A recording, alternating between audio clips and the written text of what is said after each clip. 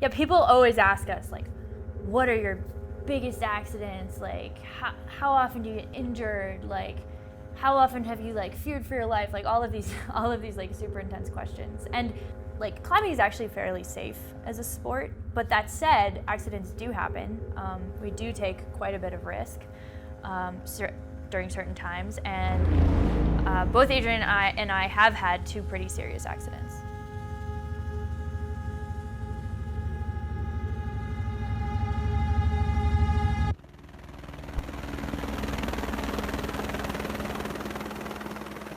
I think people think what we do is really dangerous. And so both of us all the time, people want to know like how often we get hurt, how many times we've almost died, things like that.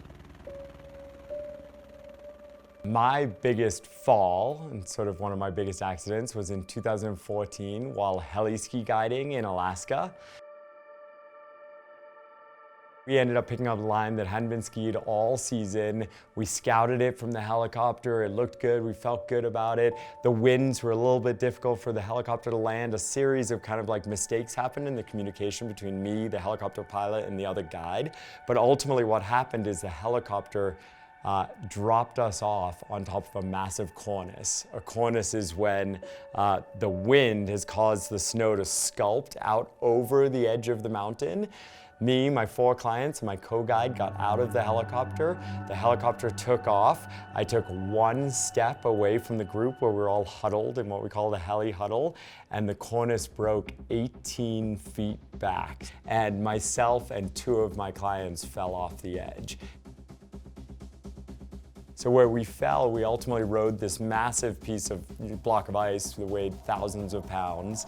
It went over about a 200-foot cliff band, which I remember touching a few times, or it kind of been vertical, it must have been angled, bouncing through the cliff band for a couple hundred feet, and then triggered a secondary avalanche and slid another 1,200 to 1,500 vertical feet down a progressively less steep slope until I finally stopped. The good news was that actual slope was the perfect shape to slow me down, to slow us down without killing us, because we actually like slowly lost our momentum after a 200-foot fall, and all 3 of us survived the fall.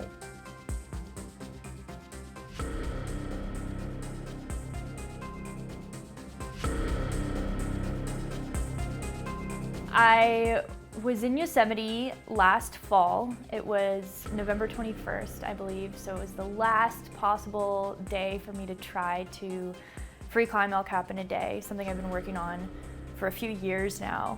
And there's a huge snowstorm coming, so it was my last possible try before the season ended. I had already come really, really close earlier that month, and I just really wanted one more try. I was climbing in a style that was actually quite risky, quite dangerous. I was doing something called simul climbing, so I was leading and my belayer was climbing at the same time as me, so we were moving up the wall simultaneously, meaning that I wasn't placing a lot of gear because I was trying to conserve the gear so I could travel as far as I possibly could without having to stop.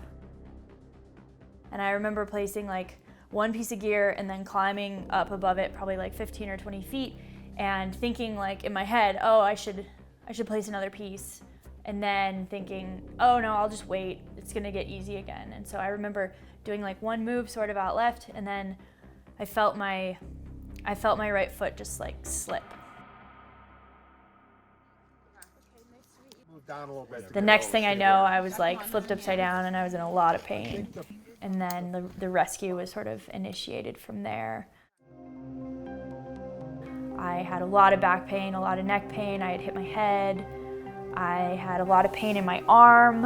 I had lost consciousness, so I was very much like in and out, very confused, not sure what was going on. They got me down with quite a bit of effort, like having to lower me down and not move me because I definitely had the potential for a spinal cord injury. Took a 3-hour ambulance ride to the hospital. I was there for like 8 hours and had all the tests that could possibly be done. X-rays, CT scans, 3 MRIs on various parts of my body.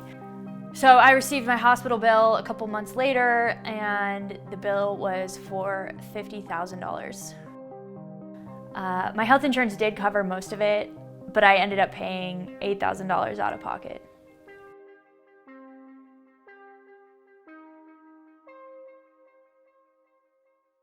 All three of us survived the fall, but we were super banged up. I had the least injuries with a concussion, black eye, couple of broken ribs, something wrong with my collarbone. The other two skiers were partially buried. One was actually almost a full burial with massive leg and sort of like body injuries and broken arms, and it ended up turning into a really serious rescue.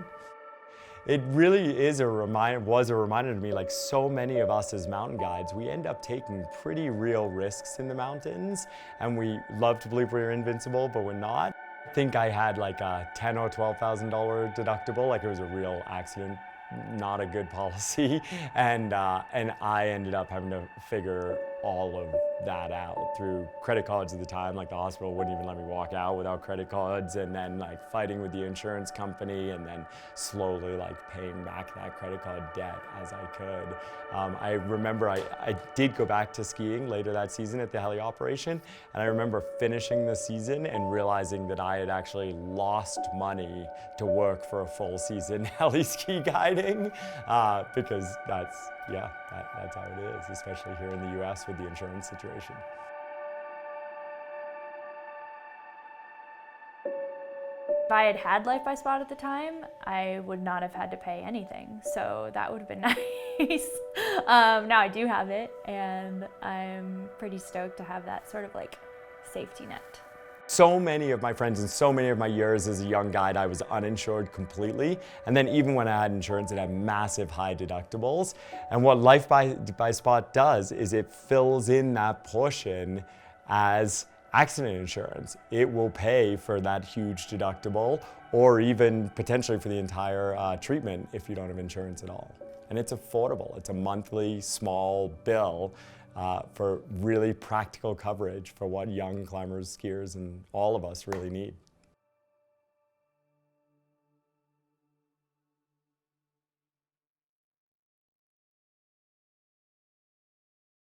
Welcome back to Dangerous Stick Season 3. We had a really busy summer. We got engaged.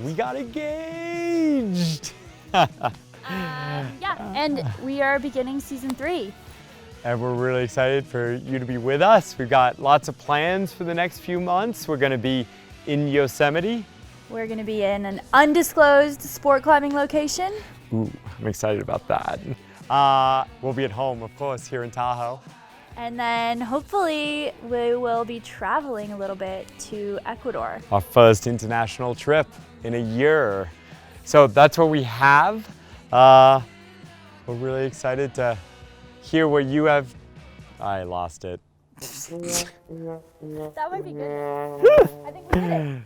It's gonna be a whole lot of climbing. That's it. We're gonna be rock climbing, we're gonna be skiing, we're gonna be having a great time despite all the craziness going on around us. And we hope you tune in. You nailed it. Dangerous Stick Season 3.